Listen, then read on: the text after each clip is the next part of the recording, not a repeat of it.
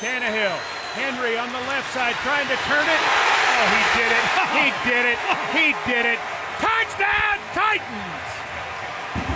Derrick Henry just pounding and pounding and pounding, and we're knotted at 23. Mike Keith, man. We get Derrick Henry highlights back in our life with the voice of the Titans. Of course, that's courtesy of Titans Radio, your flagship home for Titans Radio, of course, 104.5 The Zone. Welcome back. Buck Reising here with you. Here's what I'm going to tell you. The conversation that we're having here today, I think, is an interesting one. Because so much of, and today is a day for celebration if you're a Titans fan, right?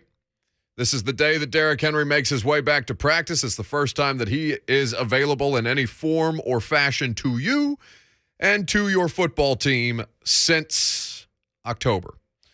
So with that being said, now we can have a legitimate conversation about how much better Derrick Henry makes the Titans.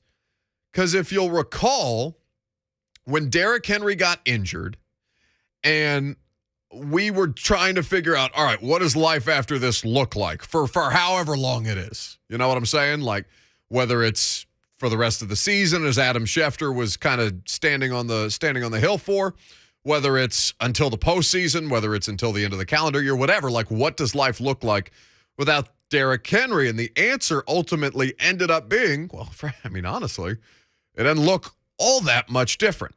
Now, the biggest, and here's where it matters, right? Here's where Derrick Henry is above and beyond. Derrick Henry is a 2,000-yard running back in a 1,500-yard offense, right? But that does not mean that they can't find ways to make the running backs productive in the absence of Derrick Henry. We talked about the numbers for Titans running backs or for the Titans rushing game with Derrick versus without. Chris Harris did the math on this, I believe, directly after Sunday's win. So for Dontrell Hilliard and D'Onta Foreman and Jeremy McNichols, and I guess Ryan Tannehill in that conversation, 220 carries, 990 yards, 6 touchdowns. That's been since October 31st. That's without Derrick. So 220, 990, 6 scores. With Derrick, and in 8 games, 219 carries, so 1 carry less, 937 yards, just a little under 60 yards difference, and 10 touchdowns. So the red zone efficiency automatically increases as soon as Derrick Henry's in the game because he's just an unstoppable force inside of 2 yards. You can't do anything against a player that size, basically. Or at least the NFL hasn't found a feasible solution to stopping Derrick Henry inside of basically 5 yards just yet. So the scoring production changed. That matters, of course, for red zone efficiency, for points per game, for your point differential, like all of these things where the Titans have languished a little bit without him. Now that comes back into play. But from a production standpoint, that's been the case. So when I pose the question to you, 615-737-1045, do you think that Derrick Henry definitively makes the difference between the Titans being a Super Bowl contender or not? I would say to you, no. I would say to you that I think they could be, and I think that they are, a Super Bowl contender with that kind of production, even without Derrick. And maybe that surprises some people to hear. I think that this is just the cherry on top of your sundae. I think that's the right analogy. 615-737-1045. Do you believe this to be definitively the difference maker? This one guy for the Titans' chances at making the Super Bowl. We can get into whether they can win it or not in a different conversation. But making the Super Bowl, getting to the game, do you think this is the thing that ultimately decides their fate? Let's go to Drew in Hendersonville, who's been waiting patiently. What's up, Drew? Buck, how's it going, man? It's going great, buddy. Hey, I was just going to let you know, honestly, Derrick Henry, like you said before, we have been a Super Bowl contending team. I have thought that as well, even without him. And can we just say, too, that Coach Mike Vrabel needs to be Coach of the Year after everything he's been through, just with the most injured team in the NFL and just just everything he's gone through. So, and then to have Derrick Henry come back along with D'Onta Foreman, I mean, man, that's just scary to me because if I'm a defender, I wouldn't want to hit both of them the way they've been running the ball, especially in cold weather. If we beat Houston and then, secure that number 1 seed spot and get that home field advantage, it'd be scary, man. Oh, listen, you're spot on. Thanks for the call, Drew. 615-737-1045 is how you jump in. Here's the numbers on D'Onta Foreman against the Dolphins, because Drew brings up a great point about where we are in the season this time of the year. Now, if you're in Middle Tennessee that we're getting ready for snow at the end of the week right now, that the winter weather is officially upon us after having, what has been one of the warmest Decembers in living memory, basically. But at this point, I want you to consider this. Sunday's game against the Dolphins had the potential to be one of the coldest in history. Now, it did get progressively colder as the day wore on, but for the Titans, this was a situation where you saw how little Miami wanted to do with D'Onta Foreman in that kind of weather. Now, imagine that you're a team who's been slugging it out for a good portion of an extended NFL regular season. You're dragging the bodies across the finish line. You're tired. You're beat up. The weather's getting worse. So now you got to play, for anybody who's playing in outdoor stadiums, now you got to gut it out a few more times. And then ultimately, when you look at this, you say, well, it's already happened. The style of play has already been successful. Listen to the numbers on D'Onta Foreman, who had a career-high 132 rushing yards against the Miami Dolphins on Sunday. Those numbers are made even more impressive and more effective when you consider that 71 of the 132 rushing yards came as yards after contact. That means that the Dolphins were getting to this dude, hitting him, and then he would push forward for more than 2.7 yards after contact per attempt. That's crazy to me. They are bludgeoning people right now. So the style of play works. The only difference is now it's getting a lot bigger, a lot faster, a lot stronger. And this is as fresh as Derrick Henry's going to be at any time in his career. Can you imagine what it feels like for a football team that likes to make you physically feel them to have that as the upgraded asset in the backfield? That doesn't sound like a lot of fun if you're a defensive player. 615-737-1045. We got Downtown, who's in Nashville, up next on 1045 The Zone. What up, Downtown?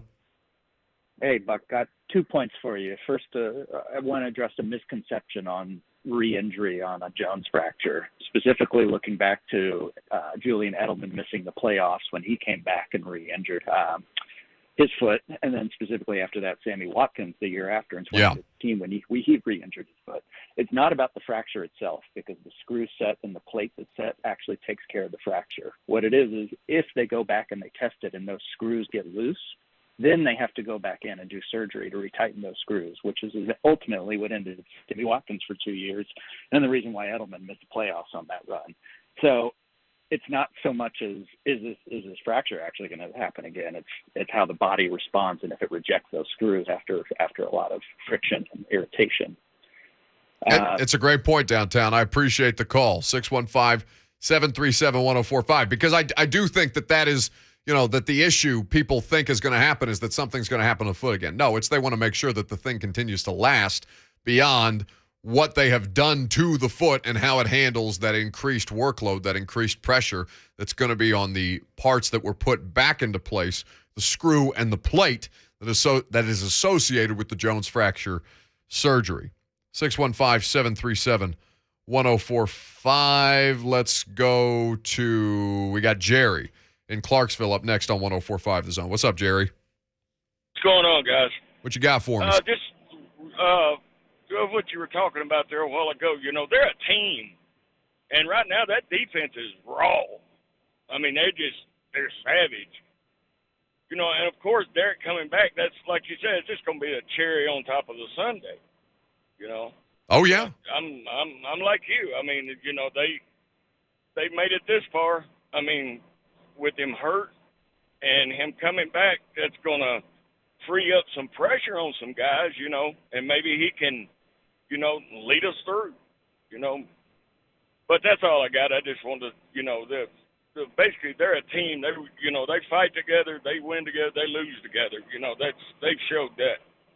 They've proven. Y'all have a good day, and I'll shut up and listen. Hey, thanks so much for the call, Jerry. We appreciate it, man. 615-737-1045.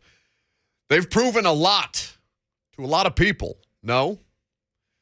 I think if you'd have told me. Now, I didn't do the Stephen A. Smith thing, right? Because the Derrick Henry news came out night of. And for Derrick, there's a lot of success that's associated. There's a lot of Titan success that's attributed exclusively to Derrick Henry. And while that is easy to do, and while he does deserve a ton of credit, there is a lot of reasons why this team has been successful beyond Derrick Henry this year, no? Think about what the best thing of the Titans, now 11-5, looking to go 12-5 and lock up the AFC, the top spot in the AFC, the first round bye, and of course the top overall seed to make the road to the Super Bowl in this side of the bracket run through Nashville. All impressive stuff. What have they done best among everything else this season? Well, you could say Derrick Henry. You could do that if you wanted to. And I'd tell you that you're wrong for the first time in probably, since Derrick Henry became the full-time starter, really. I would tell you that you're wrong.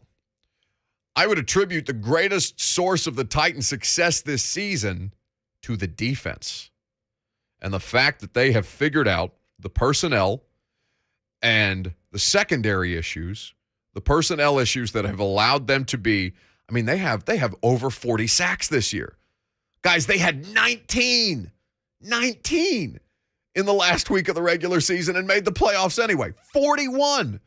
And sacks aren't sacks are a great measure of a pass rush in total, not of an individual pass rusher. They're getting it from all over the place. But the most important thing is that they can do it with 4 and drop 7 into coverage, and it makes your life so much easier. So much easier. And that's not something that's going away.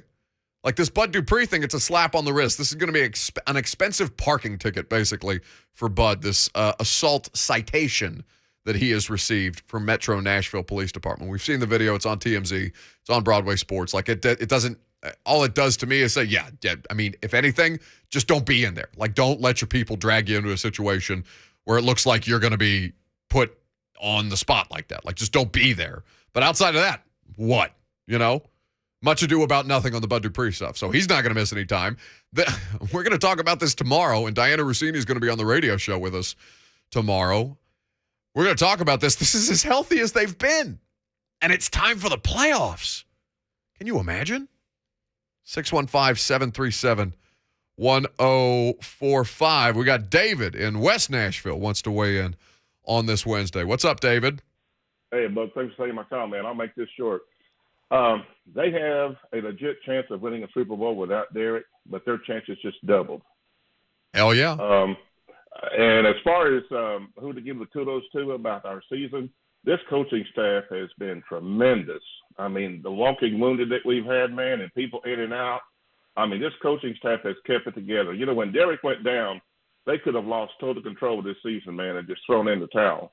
And the way they have fought back, the way they have won tight games, hard games. The only thing really that has made the difference between some of our losses is turnovers. We have outperformed people consistently on the field. So, man, this coaching staff, to me, hats off to them, man. But with Derrick coming back, I was excited before. Now I'm ecstatic, and I cannot wait. Have a good one, man. Thanks for the call. Yeah, Titans fans get to be excited about this. Titans-Texans, a game that would be completely not discussed among sports media outside of locally. That's the lead story on the 1 o'clock Sports Center right now. Titans, they are seeking the number 1 seed for only the 3rd time in franchise history. If you've been a Titans fan for a while, you know this. 2000, 2008. Now, things did not go overwhelmingly great in those seasons as the 1 seed, but things right now feel different. And you talk about the coaching staff. Mike Vrabel, I believe, to be the best. I believe he has the best case for the NFL's Coach of the Year. But what that ignores is the coaching staff under Mike, the job that they have done under Mike to make sure that they can maintain, continue to succeed, and continue to thrive. Listen to running back coach Tony Dews, who spoke with us via Zoom yesterday about Derrick Henry, about the process of getting him back and the idea that he's got any kind of rust to knock off. I think with any person missing time, there'll be some quote unquote rust. But I think that would be an individual thing. Every individual may be different, and it could be different by position. In terms of Derrick, we'll have to once we get him out on a practice field, I think that will all kind of play itself out and what he looks like running around in practice and that kind of thing. So until he's out there, I'm not sure what it'll look like and how long it would take him, if it would take him any time. You know what I mean? I just don't know until he goes out and practices. That's Tony Dews speaking with the media yesterday. So they'll get a full week of work to look at him, and then make a decision on his availability for Sunday or not. I don't. All of a sudden, I'm slurring my words. It's like I just got drunk in the middle of the segment. What happened? But at this point, rust is not the issue. The issue is, okay, how does the foot react? How does the surgically repaired foot, the plate and the screw that was put into his foot to maintain, to put the thing back together, basically, after the fracture was sustained, how does that handle the re-aggravation? How does that handle the workload? And how soon can you get a look at him in real time in live game reps? Ernie is in Nashville up next on 104.5 The Zone. Hello, Ernie. Hey, how are you guys doing? I'm well, sir. How are you? All righty. Well, I would like to say to your initial question, would Derrick make the difference? And I think yes, because he's much faster. If you notice, Foreman, he had 2 breakaway runs of about 40, 50 yards, and he got caught both of those times. Yeah.